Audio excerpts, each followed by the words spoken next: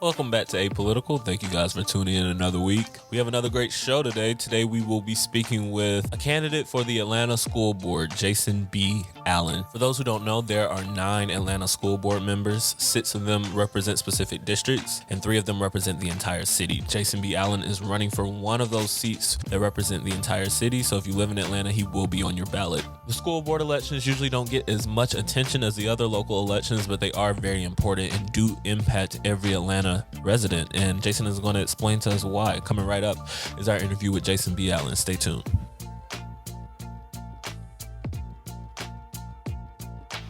All right, so I am joined by Atlanta Board of Education candidate Jason Allen. Jason, thanks so much for taking the time to come on Apolitical. Thank you, brother, for having me on. I really appreciate the opportunity to speak on the Board of Education and the state of education here in the city of Atlanta. Well, I appreciate you stopping by. Could you start by just giving us a little bit about your background?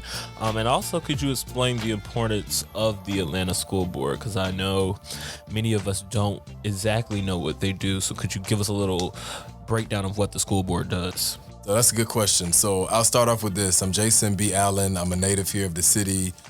Graduated from Frederick Douglass High School. Come from a family of educators and entrepreneurs. I've been in education 17 years. I've held a myriad of different positions, from school administrator, district administrator, parent liaison, teacher of English language arts, and also currently a special education teacher. And I'm running as a teacher because we're in such a critical time period. The Board of Education plays a critical role in how schools are successfully providing educational outcomes for students. But there's also a responsibility to teachers and educators to make sure that we are empowered, that we have equitable and fair wages, but that we also are allowed the flexibility and autonomy to help influence what needs to happen in classrooms. And so the Board of Education drives accountability. They manage our budget. $903 million is a lot of money for hundreds of children in Atlanta to still be failing. We also have a responsibility as board members to ensure that the superintendent is doing what we hired the superintendent to do, which is ensure that every child is afforded an equitable and exhilarating educational experience. Yeah, speaking of the superintendent, APS recently hired a new one, Dr. Lisa Herring, who started at the beginning of the 2020 school year. How would you evaluate her tenure so far? You know, a lot of people will say she's brand new and she came in during the pandemic, and let's give her the benefit of the doubt. And I think that having come in as a superintendent who, to most people in the city of Atlanta, we were presented her as, she's Atlanta. She went to Spelman. She knows the communities. She knows what's best for our children and students. And we still are seeing grave challenges in Atlanta public schools. So to give her a fair shot, I think that she has come in with the mindset to want to serve children and teachers and educators well and better in Atlanta public schools. However, she needs a strong board that can, 1, hold her accountable, and 2, make sure that we are budgeting solely in mind with student success at hand. And that, in my opinion, for what I'm seeing and from what I know of how the system operates, is not happening to the best of its capability. Why do you feel that way? Well, you know, here's the deal. A reality is, as a special education teacher, I know that we don't have the personnel within the school district to ensure that every child is getting what they need, especially exceptional learners. If you talk to parents of accelerated or gifted and talented learners, it depends on what part of the city you're on. If you go to the northwest, southwest, south, and maybe even central part of Atlanta, those parents are still having conversations around equity and better outcomes and better experiences for their accelerated learner, but also for those learners who have intellectual, emotional, social disabilities. Their parents are still saying, we need equity. We need better outcomes. We need better resources for our children. So is the money going to places that directly impact student achievement? Of course. Is enough going there? Are we actually ensuring that every position that the superintendent needs to have in place is granted and is there? No, we aren't. Here's a good example. We have returned children to face-to-face learning while the pandemic is still happening. Increasing numbers of COVID are coming in every day, every week, but every school doesn't have a counselor for every grade level. Every school doesn't have a registered nurse. So if you have a nurse that is supporting 2 or 3 schools and we are in the midst of a pandemic, we have large numbers of Black and brown children who, for the state of Georgia, is number 1 for Black and brown children that have asthma, specifically the Atlanta, the Piedmont region. And so how are we proactively budgeting to ensure that we are protecting student and teachers' lives outside of just mandating masks and getting more disinfectant and cleaning the air filters? Right. Well, how do you suppose we solve these equity issues? Because we know this isn't new in APS, with some schools having more resources, more personnel, like you said. So how do we make things more equitable? Well, here's the deal.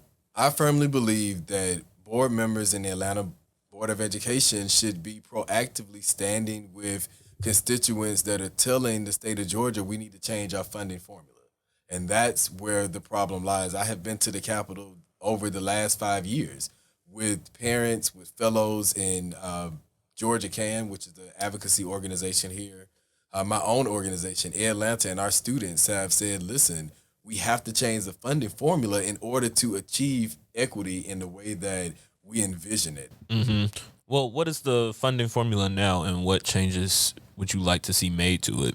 So the funding formula is set up by property taxes. Yeah. It's set up by zip codes. Right. So for a long time, let's be quite honest. For those who are not really familiar with how education works, this is a good example that I break down with my students when we have these conversations and even in parent meetings. Think about how your car insurance is. One of the first things that they ask you for outside of your name is what? Your zip code. Right. And so zip codes are attached to how much money those who live in the communities are making, what is the tax bracket, what is the median for the household. And so all of those things play a factor into monies that are divvied up that go to our local school districts. And so also we have to keep in mind that Atlanta is in a very unique position, being one of the most inequitable cities in the nation for Black and brown people, with an affordable housing and public transportation crisis. And so that's why it's important for us to make sure that we have board members who understand that we can't just simply have a balanced budget. If advocating for a different funding formula that would allow for more equity to come to schools, that should be a top priority of the board members as well. Yeah, agreed. You mentioned that you're a special education teacher. How long have you been back? Are you back in the classroom officially? I am back in the classroom, all grade levels 6 through 8. And our school is very unique, and I'm hoping that Atlanta will be able to thrive in innovation like this. Because we've had a student that passed away in the pandemic, I'm very passionate about making sure that schools are aware of children that have severe health conditions. And so one of the things that our school leader, Christina Guillen, has done is made sure that all of our children with severe underlying health conditions have updated IHPs, which are individualized health plans. And this is something that, students in the Atlanta Student Coalition and I have been asking several board members in Atlanta to mandate an audit of all Atlanta public schools that have students with severe health conditions so that we can better protect them. And so our model allows for students that have severe health conditions to either be on a hybrid schedule, and hybrid means that I come into the building and learn 2 days out of the week. I'm learning virtually at home with the teacher or instructors 2 days, and then we have professional learning days. And so I think that what is needed in all of our schools, non-traditional, traditional, any school that has a program offering children educational experiences and opportunities should have the flexibility to offer different learning models that may change how we traditionally operate. Right. We've seen some variations of hybrid learning being implemented across the city. As an expert in the classroom, do you feel like students lose out by not being physically there? Well, here's the reality. When we were solely doing in-person learning, we had grave challenges with students being bullied. They weren't being accepted. Suicide rates were continually and steadily growing. There were some grave challenges in our schools when we were doing business as usual. And so what has happened, there has also been a shift because we're battling learning loss that is very apparent, and it is not something that happened overnight. And we also have, again, students that thrive in different models of learning. I have some students whose parents are working at home, and they are motivated by seeing their parents work and seeing them handle business, and that kind of inspires them to want to be independent, do their own learning, be connected in different ways rather than having to be in a classroom. Here's another thing that I hear directly from my students. We like the freedom. I want to be able to pick up my bottle of water, my juice, and drink it without a teacher or an adult in the building telling me, oh, you cannot have water right now. Oh, you cannot drink that. You can't have food in the classroom. And so I think that as we reimagine education, the main thing is ensuring that Atlanta Public Schools is providing innovative, flexible learning models for every child.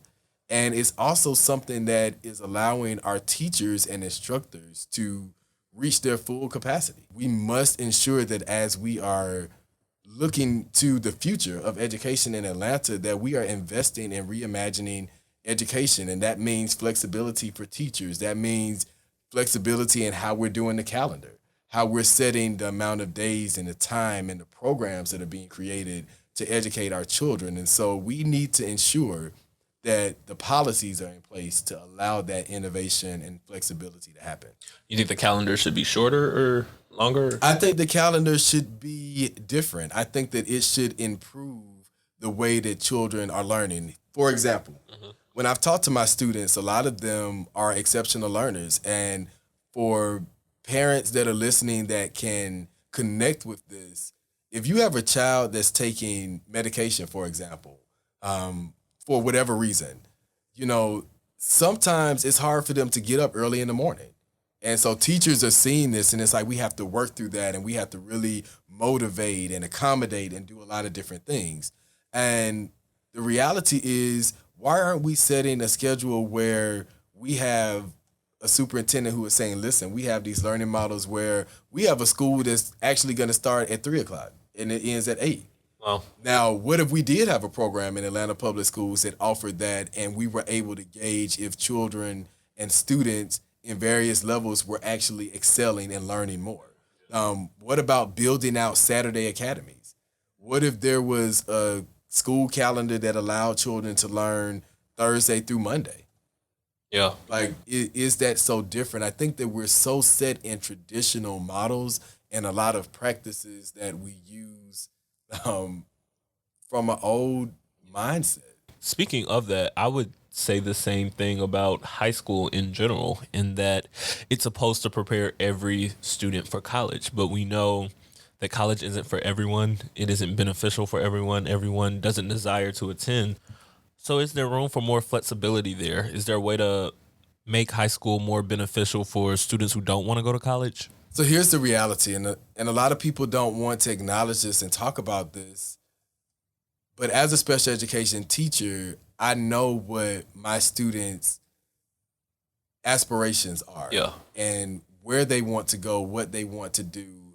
And some students acknowledge that, going to a college right after 12th grade, that may not be for me. However, we have this focus that every child is going to go to college, every child is going to go into a career, and we have to also take into consideration that that may not be every child's pathway. We also have to be mindful of how are we creating community partnerships. I have some students that are really into cars, and they want to take cars apart, and they want to, they're into, I have one student, he wants to create his own brand of tires, and he wants to fix tires, and he wants to own a tire shop. So now what pathway does he go on to be able to do that? Because if he's telling me this in 6th grade, exactly, he's like, I'm excited that I think I can actually do it now because I have a teacher and someone who is willing to help me learn how to do it. But teachers before were telling him, well, no, this is what you have to do because this is what our school is saying that you have to be in. Our school district has set a policy that every child has to do A, B, and C. And so even in our policies, we have to make sure that we're not being punitive. There should be flexibility for students that want to. I have another student that wants to be a preacher. Well, what classes do you take in middle school and high school that prepare you for that? Right. And a lot of people don't think about that. And so I think about the flexibility of allowing that choice to be there. And that's the importance of flexibility and innovation. And quite frankly, those are the things that are needed right now in our schools to help build back culture, to help get students excited about coming into school buildings to learn. Yeah. You know, this generation is about get into the bag. And if you're not teaching them how to do that, it's like you're speaking a foreign language to them because we're competing with social media.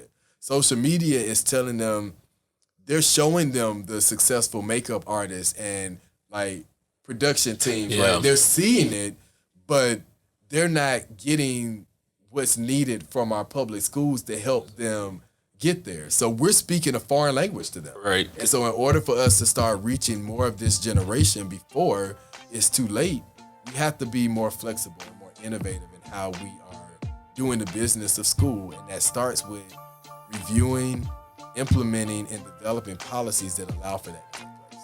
Yeah. It's definitely time for some innovation surrounding education.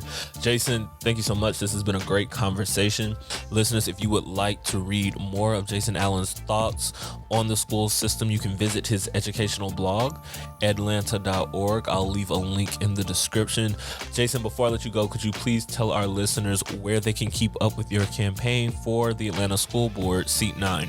Awesome. So Jason B. Allen, I'm running for the Atlanta Board of Education Seat 9 at large. And you can reach us, follow our Facebook page, Allen for School Board. We have a lot of good content there. You'll be able to donate, and you'll also be able to connect to our volunteer work and getting out in the community and really meeting our constituents, which is very important because, again, building those relationships is key. And then check out our website, allenforschoolboard.com. Early voting begins on October 12th. I would encourage everyone to go to the Secretary of State's website. Election day for the city of Atlanta is November 2nd. Jason B. Allen will appear first on the ballot for Seat 9 at large. And so I'm the A+ choice. I'm the best choice for Seat 9 at large. Again, early voting begins on October 12th. Election day is on November 2nd. Gotcha. Well, again, Jason, thanks so much for coming on, and I wish you the best of luck. No problem.